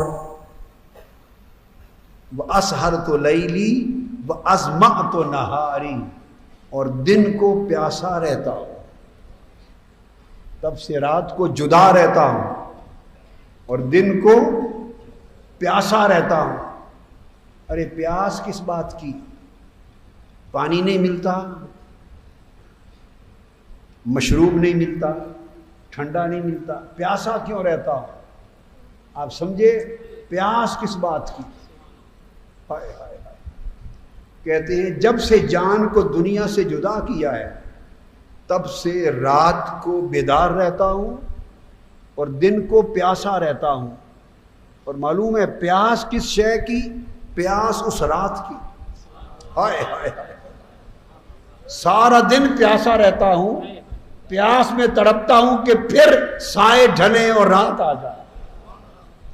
اس لیے کہ جب رات کو جاگتا ہوں سارے لوگ سو جاتے، سب سو جاتے، تو رات کی بیداری میں جب مصلے پہ کھڑا ہوتا ہوں، جب مصلے پہ اپنی جبین رکھتا ہوں، ہر کوئی بستر کے پہلو میں چلا جاتا ہے، تو میرا مولا مجھے اپنی قربت کے پہلو میں لے لیتا ہے۔ میں اپنے مالک کی قربت کے پہلو میں چلا جاتا ہوں، رات کو اس کی قربت کی وادی میں چلا جاتا ہوں، رات کو اس کی مناجات کرتا ہوں، اس کی محبت کے چشموں سے پیتا ہوں، اس کی قربت کا فیض لیتا ہوں، اس کی مناجات کی لذتیں آتی ہیں، اس سے سرگوشیاں کرتا ہوں، آنسوؤں کی برسات ہوتی ہے، اس کی قربت کی تپش آتی ہے، وہ مجھے اپنے دستے محبت سے اپنے عشق کے جام بھر بھر کے پلاتا ہے، اپنی معرفت کے جام بھر بھر کے پلاتا ہے۔ کبھی اس کی آواز میرے کانوں میں آتی ہے، میرے بندے کون ہے مجھ سے مانگنے والا؟ کبھی میں اسے پکار کے کہتا ہوں میرا مولا میں تیرے لیے جاگ رہا ہوں، وہ میرے قریب ہوتا ہے، میں اس کے قریب ہوتا ہوں۔ رات کو پھر جیسے آقا علیہ السلام نے فرمایا لست مثلکم ایکم مثلی ابیت عند ربی یطعمنی ویسقینی، اے صحابہ تم میری مثل نہیں ہو، میں رات خدا کی بارگاہ میں گزارتا ہوں، وہ تو اپنے دست شفقت سے مجھے کھلاتا بھی ہے اور پلاتا بھی ہے۔ لوگوں، جو لوگ اپنی جان کو دنیا سے جدا کر لیتے ہیں اور اپنے قلب اور باطن کا تعلق اپنے مولا سے جوڑ لیتے ہیں، دنیا سے جب کٹتا ہے تو کہیں تو جڑنا ہے نا۔ ہائے ہائے، کٹا تو نہیں رہنا، یا ادھر جڑے گا یا ادھر جڑے گا۔ اگر دنیا سے جڑ گیا تھا تو یار سے کٹ گیا تھا، اگر پردیس میں جڑ گیا تھا تو اس دیش سے کٹ گیا تھا جس دیش سے آیا تھا انسان، جہاں الست بربکم کی میٹھی میٹھی سریلی آواز کان میں پڑتی تھی، جہاں اس کی قربتوں کے سمندروں میں ہر وقت غوطہ زن رہتا تھا، جہاں اس کے ذکر اور اس کے انوار اور تجلیات میں ہر وقت نہاتا رہتا تھا۔ جب اس سے کٹتا ہے تو دنیا میں جڑ جاتا ہے، جب دنیا سے کٹ جاتا ہے تو مالا اعلیٰ سے جڑ جاتا ہے، اور مالا اعلیٰ بندے کو مولا سے جوڑ دیتا ہے۔ بندہ چلتا فرش پر ہے پر ہوتا عرش پہ ہے، چلتا فرش پہ ہے مگر ہوتا عرش پہ ہے۔ دوریاں ختم ہو جاتی، دوریاں ختم ہو جاتی، پھر وہ بندہ عرض کیا کہ رات کو پھر بیدار رہتا ہوں، اور اس بیداری میں جو شراب عشق ملتی ہے، جو شراب قربت ملتی ہے، اور جو شراب مناجات ملتی ہے، کسی نے نغموں سے کیا لذت پانی ہے جو رات کی تنہائیوں میں مولا سے مناجات کی نغمگی میں لذت آتی ہے۔ تو رات کو جو لذت ملتی ہے، سیرابی ملتی ہے، سیرابی، وہ سارا دن بندے کو بیتاب اور پیاسا رکھتی ہے، وہ سارا دن شام کے ڈھلنے کی انتظار کرتا ہے۔ اس کا دل دن کے اجالے میں نہیں لگتا، وہ دن کو اپنے آپ کو اجنبی محسوس کرتا ہے، وہ پردیس میں محسوس کرتا ہے، وہ انتظار میں رہتا ہے کہ پھر شام ڈھلے، پھر شام ڈھلے۔ لوگوں، اللہ والوں کا عاشقوں کا مصلی محبوب کی دہلیز ہوتی ہے، وہ مصلی پہ سر نہیں رکھتے اور محبوب کے در پہ سر رکھتے ہیں۔ وہ سبحان ربی الاعلیٰ نہیں کہتے ہیں، وہ اس سے ہم کلامی کرتے ہیں۔ فرمایا پھر سارا دن پیاسا رہتا ہوں، اور اس کے نتیجے میں جب سے حالت یہ ہو گئی ہے تب سے کانی انظر عرش ربی بارزا، تب سے پردے اٹھ گئے ہیں۔ یہ حدیث ہے، کسی صوفی کا کلام نہیں ہے۔ تب سے پردے اٹھ گئے ہیں اور اللہ کے عرش کو بے نقاب دیکھتا ہوں۔ کانی، یہ حالت ہو گئی ہے گویا اللہ کے عرش کو بے نقاب دیکھتا ہوں، گویا جنت میں جنتیوں کو ملاقات کرتا دیکھتا ہوں، دوزخ کے احوال دوزخیوں کے دیکھتا ہوں۔ جب یہ سارا کچھ بیان کر چکے، آقا علیہ السلام نے سنا تو سن کے فرمایا یا حارث عرفت، تجھے معرفت مل گئی۔ ہائے ہائے، حقیقت ایمان سے معرفت مل گئی۔ دوستو، یہ جو بیداری عظفت نفسی، یعنی دنیا سے اس مقام مشاہدہ تک پہنچنا، اس مجاہدہ سے مشاہدہ تک پہنچنا، یہ دراصل، اور فرمایا فلزم، 3 بار فرمایا اس کو تھامے رکھنا، اس حال کو تھامے رکھنا، اس حال کو تھامے رکھنا۔ یہ جو سفر ہے مجاہدہ سے مشاہدہ کا، اور رات کے جگرتوں سے اس کے عرش کے دیدار کا، یہ جو سفر ہے یہ تفرقہ سے جمع کا سفر ہے، یہ تفرقہ سے جمع کا سفر ہے۔ جب تک ہم اپنے دنیا سے کی علائق میں رہتے ہیں اور اپنے اندر کھوئے رہتے ہیں، تب تک ہم تصوف اور معرفت کی زبان میں حالت تفرقہ میں رہتے ہیں، وجود اور موجود کے فرق میں رہتے ہیں، وجود اور موجود کے فرق میں، تفرقہ میں رہتے ہیں۔ اور صوفیاء کے ہاں عظمت یہ ہے کہ وہ تفرقہ سے نکل کر جمع کا سفر کرتے ہیں۔ حضور داتا گنج بخش علی حجویری فرماتے ہیں کہ میں فرغانہ کے گاؤں میں گیا، ایک بڑے ولی اللہ کی خبر سن کر کہ ان کی زیارت کروں، پہنچا تو بڑے کامل ولی اللہ بزرگ تھے، انہیں باب عمر کہتے تھے، بابا عمر، مگر اس کی زبان میں باب عمر، باب عمر کہتے تھے۔ میں دور چل کے سفر کر کے گیا ان کے پاس، تو جب آیا تو اس شیخ نے مجھ سے کہا کہ علی حجویری اب سفر بند کب کرو گے؟ سفر بند بھی کرو اور منزل پر آ جاؤ، سفر بند کرو، حضر میں آ جاؤ۔ فرمایا حضور میں اسی لیے آپ کو دیکھنے آیا ہوں۔ وہ کہنے لگے پر میں اس دن سے آپ کو میں نے دیکھنا شروع کیا ہے۔ انہوں نے ایک دن بتایا، سال بتایا، دن بتایا، تاریخ بتائی، میں اس دن سے تمہیں مسلسل دیکھ رہا ہوں۔ حضور داتا گنج بخش علی حجویری کہتے ہیں کہ میں نے بعد میں غور کر کے دیکھا تو وہ دن میری توبہ کا دن تھا، جس دن میں تائب ہوا تھا۔ اشارہ اس امر سے کیا کہ تائب توبہ سے تم نے سفر شروع کیا، اور سفر سارا تفرقہ کی وادی ہوتی ہے۔ اب تفرقہ سے نکل کر وادی جمع میں آ جاؤ، حضر میں آ جاؤ۔ تو جب تک کوئی تفرقہ، ہمارا تصوف میں یہ تفرقہ اردو اور پنجابی والا تفرقہ نہیں ہے، پاکستانی تفرقہ نہیں ہے، مذہبی تفرقہ اور سیاسی تفرقہ نہیں ہے، یہ تصوف کا ایک اصطلاح ہے تفرقہ۔ تو اس سے اونچا مقام ہوتا ہے جمع، جب ہمت بندہ اللہ کے ساتھ ملا دیتا ہے اور فرق سے نکل آتا ہے اور دوئی کے تصور سے نکل آتا ہے، اسے حالت جمع نصیب ہوتی ہے۔ یہ عظفت نفسی عن دنیا کے درجے، یہ اشارہ تھا کہ میں تفرقہ سے نکل گیا ہوں، میں تفرقہ سے نکل گیا ہوں اور جمع کی طرف چل پڑا ہوں، حالت جمع کی طرف۔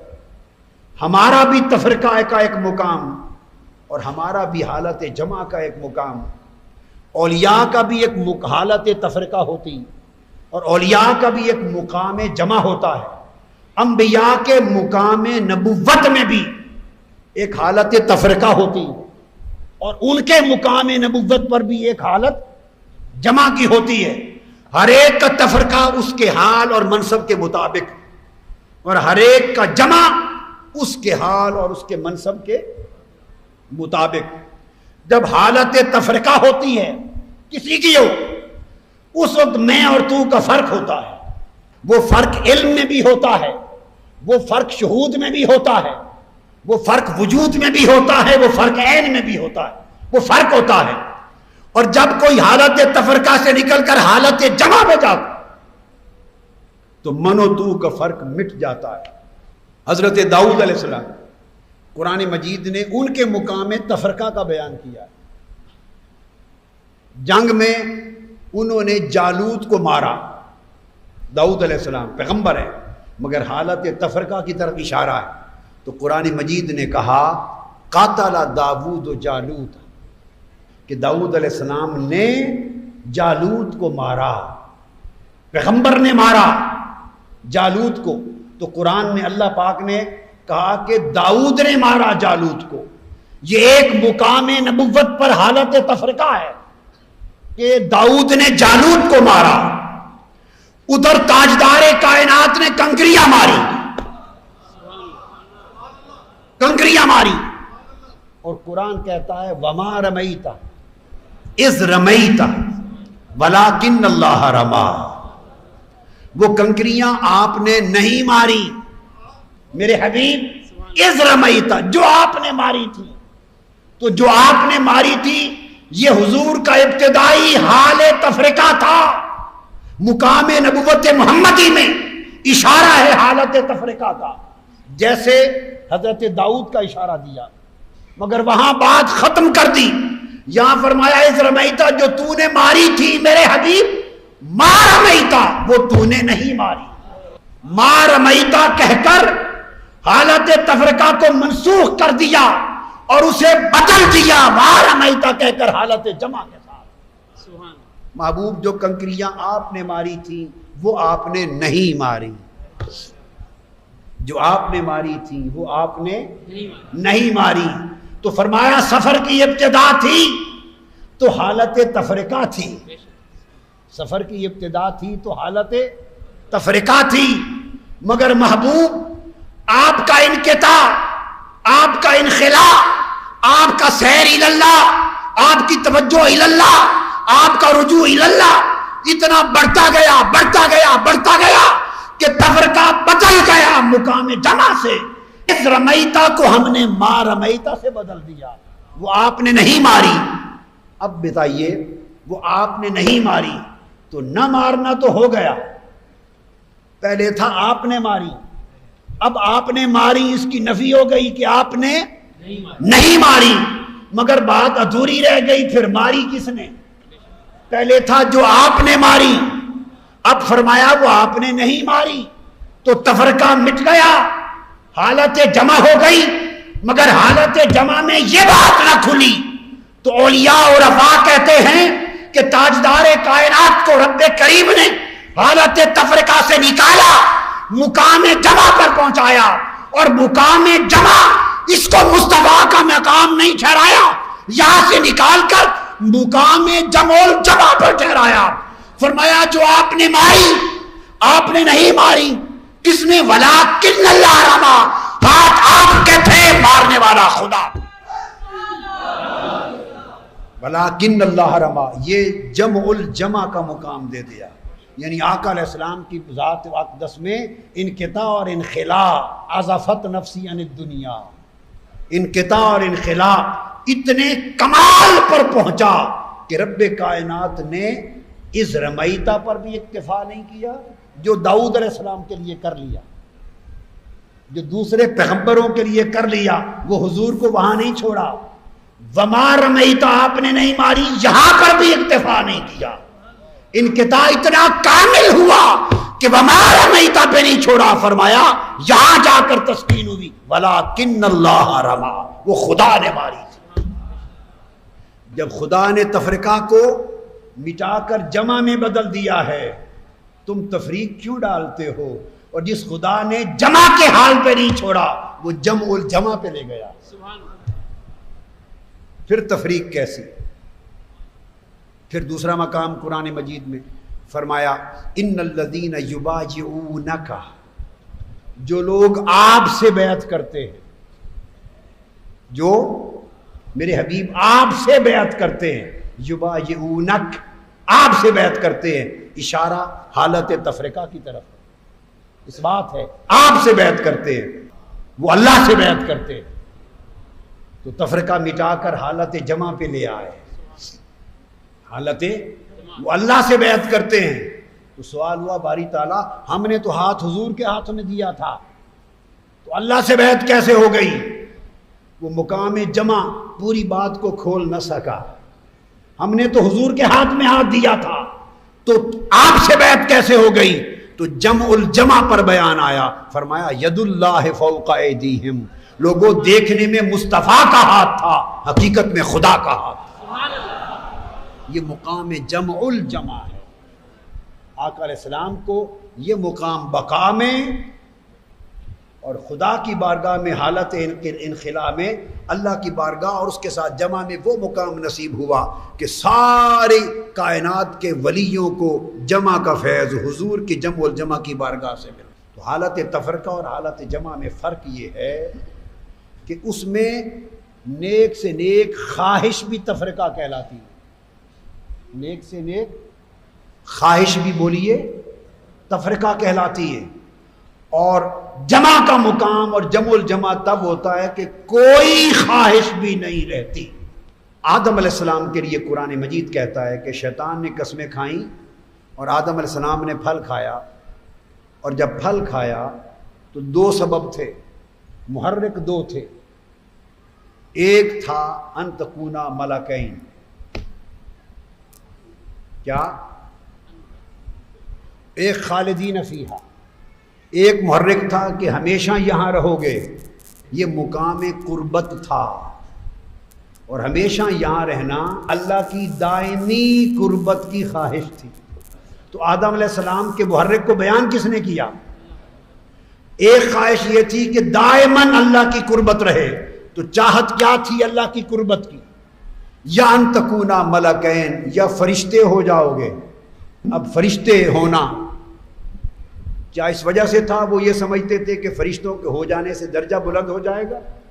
فرشتوں سے تو سجدہ کروایا تھا آدم علیہ السلام. تو جو آنکھوں سے دیکھ رہے ہیں کہ مجھے سجدہ کر رہے ہیں، تو ساجد ہو کر اپنے مسجود جیسا بننا ہے. تو فرشتے بننے کی آرزو کیا تھی؟ اس کا سبب یہ تھا کہ علائق بشریت ختم ہو جائیں گے. وہ جو بشری خواہشیں ہوتی ہیں وہ ختم ہو جائیں گی، اللہ کی بارگاہ میں ہمیشہ رہو گے، اور علائق بشری خواہشوں سے ہمیشہ پاک ہو کر رہو گے. یا ان تکونا ملکین کا مطلب تھا.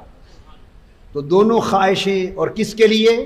اللہ کے لیے. دیکھیے دو چیزیں ہوتی، انما الاعمال بالنیات، اعمال کا دار و مدار نیت پر ہے. نیت اللہ نے خود بیان کر دی کہ نیت یہ تھی کہ اللہ کی دائمی قربت رہے اور علائق بشری سے پاک ہو کر خدا کے حضور رہے. تو نیت تو پاک ہو گئی، رہ گیا عمل. تو عمل کے لیے اللہ پاک نے خود صفائی اور گواہی دے دی.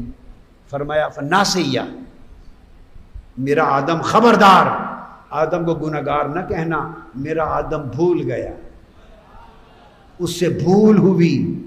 لم نجد لہو عزما، اللہ نے خود اپنی گواہی دی. فرمایا مجھے کسی گواہ کی ضرورت نہیں، ہم نے آدم کے دل میں نافرمانی کا ارادہ نہیں پایا. تو یہ بھی صفائی دے دی، خود شہادت دے دی. اور فرمایا ناسیہ، بھول ہو گئی تھی، تو بھول کی بھی گواہی دے دی. آپ سے بھول ہو جائے اور بھول کر کھا بیٹھے، حضور کا حکم ہے کہ کھانا نہیں کھانا روزے میں، حکم ہے کھانا نہیں کھانا روزے میں. تو آپ کھا بیٹھے بھول سے، تو آپ کا روزہ ٹوٹتا ہے یا قائم رہتا ہے؟ حکم کی خلاف ورزی بھول کر بیٹھے تو آپ کو تو سزا نہیں ملتی، اور جن کی بھول کی اللہ خود گواہی دے انہیں سزا کیوں؟ یاد رکھ لیں سزا کسی نافرمانی پر نہ تھی. نافرمانی پہ ہوتی تو اللہ خود نافرمانی کی ان کی صفائی نہ دیتا. لم نجد لہو عزما، وہ تو گواہی دے رہا ہے کہ اس کے اندر نافرمانی کا ارادہ ہی نہیں. پھر گواہی اللہ دے رہا ہے کہ اس سے بھول ہوئی تو نافرمانی نہ ہوئی. جب نافرمانی کے نہ ہونے پر اللہ نے خود گواہی دے دی تو پھر حبوط زمین پہ اتر جاؤ. اس کا مطلب کیا؟ تو یاد رکھ لیں وہ سزا شرعی نہیں تھی، وہ سزا عشق کی تھی. اور بات کیا؟ وہ حالت تفرقہ میں تھے، رب کائنات انہیں حالت جمع میں لے جانا چاہتا تھا. اللہ کو یہ بات گوارا نہ ہوئی کہ آدم تو نے یہ خواہش کی میری خاطر میری قربت میں ہمیشہ رہے، اور تو نے یہ خواہش کی میری خاطر کہ علائق بشری سے پاک رہے. آدم تجھے اس مقام پر رکھنا چاہتا ہوں کہ سوائے میرے کوئی خواہش نہ رہے. علائق بشری سے پاک ہونے کی بھی خواہش تو ہے، مقام عشق پر یہ بھی میرا غیر ہے. اور یہ خواہش کہ ہمیشہ میری قربت میں رہے، مقام عشق اور مقام جمع پر یہ میری خواہش بھی میرا خیر ہے. حضرت رابعہ بصری کو بخار ہو گیا، شدت کا بخار. لوگ پوچھنے آتے تو کسی کو کچھ بتا دیتی، کسی کو کچھ بتا دیتی کہ بخار کیوں ہوا، اتر کیوں نہیں رہا. پھر حضرت حسن بصری پوچھنے آ گئے جو باخبر لوگ تھے، تو اس نے کہا رابعہ بخار کیوں ہوا؟ انہوں نے کہا یہ ہو گیا یہ ہو گیا. انہوں نے کہا یہ بات چھوڑ، اصل خبر بتا. باخبر تھے. تو رابعہ بصری رضی اللہ تعالیٰ عنہ نے کہا کہ اصل خبر یہ ہے کہ قرآن کی تلاوت کر رہی تھی، اس تلاوت میں جنت کا ذکر آ گیا. جنات تجری من تحتها الانہار. جب جنت کی بہاروں کا ذکر پڑا تو اس لمحے میرا دل جنت کی طرف جھک گیا، دل میں خواہش ہوئی جنت کی. بس جنت کی طلب پیدا ہونے کی دیر تھی، اس محبوب نے جھڑک دیا اور کہا رابعہ عشق ہم سے اور طلب جنت کی. ایسا نہیں ہوتا. یہی رابعہ بصری. اور یہ ہر ایک سے بات نہیں ہوتی. جن کا عشق تعلق ایسا ہوتا ہے جو مقام جمع کی وادی میں چلے جاتے ہیں، یہ پھر ماجرے انہی کے ساتھ ہوتے ہیں، غیر سے کیوں کیے جائیں جو اس وادی میں نہیں، طالب بھی نہیں ہے اس کے. رب کائنات نے فرمایا آدم مقام تیرا جمع ہے اور طلب کرتا ہے دوام کی، دوام حضوری میں دوام کی. علائق بشریت یہ جو خواہش ہے بھلا میری ہی کیوں نہ ہو. خواہش ہے، میں تو نہیں ہوں، یا مجھے لے لے یا میری خواہش کو لے لے. تو ایک مقام میں نبوت پر جو حالت جمع ہوتی ہے وہاں تو اس کی خواہش بھی خیر ہو جاتی ہے. اگر ابھی سمجھ نہ آئی ہو بات، ذرا طور پہ چلے جاتے ہیں. طور کی چوٹی پر موسیٰ علیہ السلام عرض کر رہے ہیں رب ارنی انظر الیک. میرے اللہ مجھے اپنا آپ دکھا دے، مجھے اپنا جلوہ کرا دے، جی چاہتا ہے تجھے تک لوں. حکم ولن ترانی. موسیٰ تو مجھے نہیں دیکھ سکتا. یہ نہیں فرمایا کہ مجھے دیکھا نہیں جا سکتا. اس جواب میں اس بات کا اس بات ہے مجھے دیکھا تو جا سکتا ہے پر تو نہیں دیکھ سکتا. کیوں؟ موسیٰ اس لیے نہیں دیکھ سکتا کہ تو ابے یہ بولی بولتا ہے رب ارنی، مولا تو مجھے اپنا آپ دکھا دے. جب تک تجھے یہ ہوش ہے کہ کچھ میں بھی ہوں اور کچھ تو بھی ہے اور تو ہو کر مجھے دیکھنا چاہتا ہے، جب تک میں اور تو کے فرق کا ہوش ہے لن ترانی، تو نہیں دیکھ سکتا. تو پھر کیا ہوگا؟ فرمایا ایک تجلی پھینکتا ہوں. پھینکی تو پہاڑ پر، لیکن خر موسیٰ صائقا. حضرت موسیٰ علیہ السلام بے ہوش ہو گئے. اور قرآن کہتا ہے فلما افاق، پھر ہوش دوبارہ دیا. پہلا ہوش جاتا رہا جس میں اور تو کا فرق تھا. فلما افاق، جب دوسرا ہوش ملا اب خبر ہو گئی تھی. عرض کیا مولا وہ جو میں نے تجھ سے دیدار مانگا تھا اس سے توبہ کرتا. جب ہوش سے توبہ ہوئی موسیٰ علیہ السلام کی تو پھر وہ جلوہ آپ کے چہرے پہ چمکنے لگ گیا.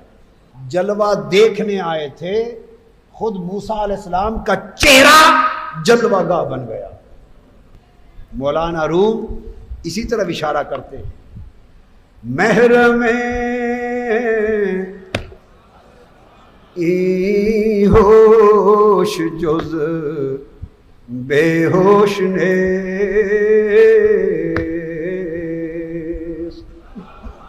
محرم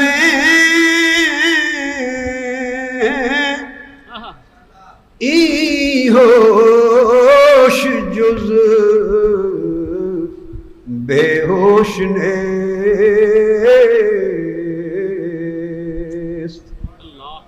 مرز بارا مشتری چونگوش نے۔ اس ہوش کا محرم وہی ہوتا ہے جو بے ہوش ہو جائے، زبان کا سوداگر کان ہوتا ہے اور کوئی نہیں ہوتا، اس ہوش کا زائل کرنا تھا۔ تو دیکھا آپ نے کہ جب مقام جمع ہوتا ہے تو وہاں اسی کی خواہش قربت کی اور اسی کی خواہش دیدار کی خواہش بھی غیر ہو جاتی، اس خواہش کو بھی غیر سمجھا جاتا ہے۔ اور جہاں مقام جمع الجمع ہوتی، یا اللہ تعالیٰ نے موسیٰ علیہ السلام سے نہیں پوچھا تھا کہ موسیٰ مانگ لے کچھ، نہیں، خواہش ہوئی تھی رب ارنی۔ اور جب مقام جمع الجمع ہوتی ہے تو پھر قاب قوسین او ادنا پر بلا کر باری تعالیٰ پوچھتا ہے محبوب کیا مانگنا ہے۔ وہاں اللہ پاک نے نہیں پوچھا موسیٰ کیا مانگتے ہو، خواہش کی ہے۔ یہ اشارہ مقام تفرقہ ہے جس کو مٹا کر جمع کی طرف لے گئے۔ اور قاب قوسین پر حضور نے عرض نہیں کیا، اللہ پوچھتا ہے محبوب کیا مانگتے ہو، عرض کیا اب اس مقام پر جب خدا پوچھ رہا ہے تو دیدار مانگ سکتے ہیں نا، مگر خواہش نہیں کی، دیدار نہیں مانگا، سامنے بٹھا کر پوچھا محبوب کیا کہنا چاہتے ہو، عرض کیا مولا التحیات للہ والصلوات، اپنی عاجزی اور بندگی پیش کرنا چاہتا ہے۔ جہاں مانگا ہے وہاں لن ترانی کا جواب دیا ہے، اور جہاں نہیں مانگا اس لیے کہ خواہش ختم ہو گئی ہے، خواہش ختم ہو گئی ہے، بس وہی ہے، خواہش بھی نہیں رہی۔ جب خواہش نہیں رہی اور مانگا نہیں تو پھر پردہ اٹھا کے کہا جاتا ہے ما زاغ البصر وما طغى۔ دوستان مکرم، سمجھانا مقصود یہ تھا، یہ سفر اللہ کی طرف چلنے کا سفر، زندگی اور نصیحت جو کرنا چاہتا ہوں، زندگی کے کتنے سال بیت گئے اور دنیا کی بڑی لذتیں دیکھ لیں آپ نے، حلاوتیں چکھ لیں، کچھ معلوم نہیں کس وقت بلاوا آ جائے۔ کبھی غور کیا کہ بلاوا آ جائے اور اس کے حضور پیشی آ جائے تو کیا تیاری کر کے جا رہے ہیں؟ اچھی تیاری سمجھاتا ہوں، اچھی تیاری۔ عزفت نفسی عن الدنیا، دنیا کو دلوں سے نکال لو، بس اس پر محنت کرو۔ دل دنیا سے خالی ہوں گے تو اس کی محبت سے بھر جائیں گے۔ دو محبتیں یکجا نہیں ہوتی، کسی ایک دل کے برتن میں کوئی ایسا نہیں کرتا کہ پلید شے کو بھی ڈال دے اور دودھ بھی ڈال دے۔ ایک برتن میں پاک اور پلید کو جمع نہیں کیا جاتا، تو وہ تمہارے ہمارے دلوں کے برتن میں دنیا کی محبت اور اپنی محبت کو یکجا کیسے کر دے؟ ان برتنوں کو پاک کر لو دنیا کی محبت سے، اس میں سارا کچھ آ جاتا ہے۔ اس میں تکبر بھی ہے، رعونت بھی ہے، حسد بھی ہے، بغض بھی ہے، اناد بھی ہے، چغلی بھی ہے، غیبت بھی ہے، دنیا کی مال و زر کی طلب بھی ہے، جاہ و منصب کی طلب بھی ہے۔ یہ ساری غلاظتیں اور لعنتیں، ان سے دل کو پاک کر لو اور دل میں جگہ پیدا کرو تاکہ اللہ کی محبت اترے، اللہ کی محبت اترے اور وہ چنگاری اور شعلہ بن کے بھڑکے۔ اس شعلے سے پھر سارے خیر بسم ہوں، جلیں اور مولا کی طرف سفر شروع، پھر ہر ایک کا جتنا نصیب جہاں تک پہنچے۔ تو اپنی زندگیوں میں تبدیلی لائیں، آج سے زندگیوں میں تبدیلی لائیں، اور تبدیلی کی ابتدا یہاں سے کریں کہ رات کی اندھیروں میں مصلی سے پیار کریں۔ بس جوانوں، آپ کو نصیحت ہے، رات کے اندھیروں میں مصلوں سے پیار کرو۔ یہ جو جبینے ہیں انہیں مصلوں پہ ڈالو، یہ یار کی دہلیز ہیں، مصلوں سے پیار کرو، تنہائی میں اندھیروں میں رونا سیکھو، اور مولا سے دل کو جوڑنا سیکھو۔ اللہ تبارک و تعالی اس سے ہمارے ظاہر اور باطن، ہر ظاہر و باطن کے ہر گوشے کو خیر کا منبع بنا دے۔